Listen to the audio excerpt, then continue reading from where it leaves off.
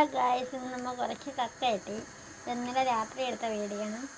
അപ്പോൾ അത് കക്ക വൃത്തിയാക്കിയതിനുള്ള ചെറിയ കക്കയാണ് കേട്ടോ. വൃത്തിയാക്കിയതിനുള്ള ഇത്രയും കിട്ടിയോളം നമുക്കിത് കുറച്ച് ഉള്ളിയും ഒക്കെ ഇട്ട് വേവിക്കുന്നതാണ്. കുറച്ച് സവാള, കുറച്ച് കറിവേപ്പില, കുറച്ച് ഇഞ്ചി, പച്ചമുളകൊക്കെ പഴുത്ത് പോയി, എന്നാലും കുഴപ്പമില്ല. ഇതെല്ലാം കൂടി ചെറുതായിട്ട് അരിഞ്ഞെടുക്കുക. കൊച്ചുള്ളി ഉണ്ടെങ്കിൽ കൊച്ചുള്ളി എടുക്കണം. വീട്ടിലിപ്പം കൊച്ചുള്ളി ഇല്ല, അതപ്പോൾ ഉള്ള ജസ്റ്റ് തട്ടിക്കൂട്ട് കറിയെന്നൊന്നും പറയാം. കടുക് വറുത്ത് നമ്മളിതെല്ലാം അരിഞ്ഞ് വെച്ചിരിക്കുന്ന എല്ലാം കൂടെ വശക്കി എടുക്കുക. ശകലം വെളുത്തുള്ളിയും കൂടെ ആഡ് ചെയ്യാം കേട്ടോ.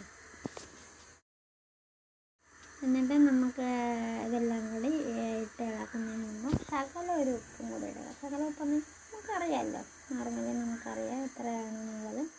അതും കൂടെ ഒന്ന് ആഡ് ചെയ്തതിന് ശേഷം നമുക്ക് ഇളക്കി കഴിഞ്ഞതിന് ശേഷം നമ്മൾ കഴുകി വൃത്തിയാക്കി വെച്ചേക്കുന്ന കക്കയും കൂടി എടുത്ത് അതിനകത്ത് മിക്സ് ചെയ്തെടുക്കാം. മിക്സ് ചെയ്യുമ്പോൾ നമ്മൾ തീ കുറച്ച് വേണം യൂസ് ചെയ്യുക, ഇല്ലെന്നുണ്ടെങ്കിൽ അടിക്ക് പിടിക്കാൻ ചാൻസ് ഉണ്ട്. ഇതിൽ നമ്മൾ കൂടുതൽ സാധനം ഇടുന്നുണ്ടെങ്കിൽ തന്നെ അടിക്ക് പിടിക്കാൻ ചാൻസ് ഉണ്ട്. അത് നമുക്ക് ഗ്യാസിലെ തീ നമ്മൾ സിം മോഡിലിട്ടിട്ട് നമുക്ക് കുക്ക് ചെയ്യാം. എന്നിട്ട് നമ്മളിതെല്ലാം കൂടെ നമുക്കൊന്ന് മിക്സ് ചെയ്തെടുക്കാം. ഇതൊന്ന് മിക്സ് ചെയ്തെടുത്തതിന് ശേഷം നമ്മൾ ചെയ്യേണ്ട കാര്യം എന്ന് വെച്ചാൽ മഞ്ഞൾപ്പൊടി ഇടുക. ഇതിൽ മെയിനായിട്ട് വേണ്ടതെന്ന് വെച്ചാൽ മഞ്ഞൾപ്പൊടി ഇടുക. മഞ്ഞൾപ്പൊടി ഇട്ടതിന് ശേഷം ഒന്നും കൂടെ നമുക്കൊന്ന് തെറ്റായിട്ട് ഇളക്കണം. ഇളക്കി അതൊന്ന് യോജിപ്പിക്കണം. എന്നിട്ട് പിന്നെ സെക്കൻഡ് സ്റ്റെപ്പ് എന്ന് പറയുന്നത് മുളക് പൊടി നമ്മൾ ആവശ്യത്തിന് എരിവിനൊക്കെ നമുക്ക് ആവശ്യത്തിന് എടുക്കാം. നമ്മളിവിടെ 2 ടേബിൾ സ്പൂൺ എടുത്തിട്ടുണ്ട്. മുളക് പൊടി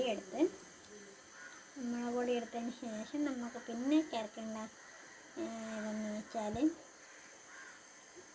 തേങ്ങ ജസ്റ്റ് ഒന്ന് ഞവിടി, നമുക്ക് മിക്സിയിലാണെങ്കിൽ അടിച്ചെടുക്കാം. പക്ഷെ ഇതൊന്ന് കൈയ്യുടെ എടുക്കേണ്ട കാര്യം തോന്നിയെന്നില്ലാത്തതുകൊണ്ട് നമുക്ക് പൊലിമ കിട്ടാൻ വേണ്ടിയാണ് നമ്മളിപ്പോൾ ഇത് ഞവിടിട്ട് മിക്സിയിലിട്ട് അരയ്ക്കുമ്പോഴത്തേക്കും നമുക്ക് അത്രയ്ക്കും കുറേ അരഞ്ഞു പോകും.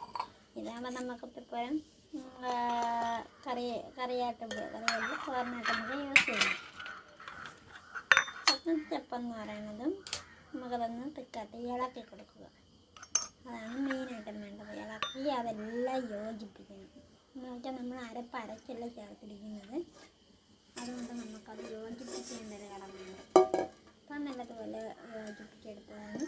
നമുക്ക് ഉപ്പൊക്കെ ഉണ്ട്, ആവശ്യത്തിന് ഉപ്പൊക്കെ ഉണ്ടെങ്കിൽ ഉപ്പിടും. ചേർക്കേണ്ട ആവശ്യമില്ല. ഇത്രയേ ഉള്ളൂ. മറ്റൊരു വീഡിയോ ആയിട്ട്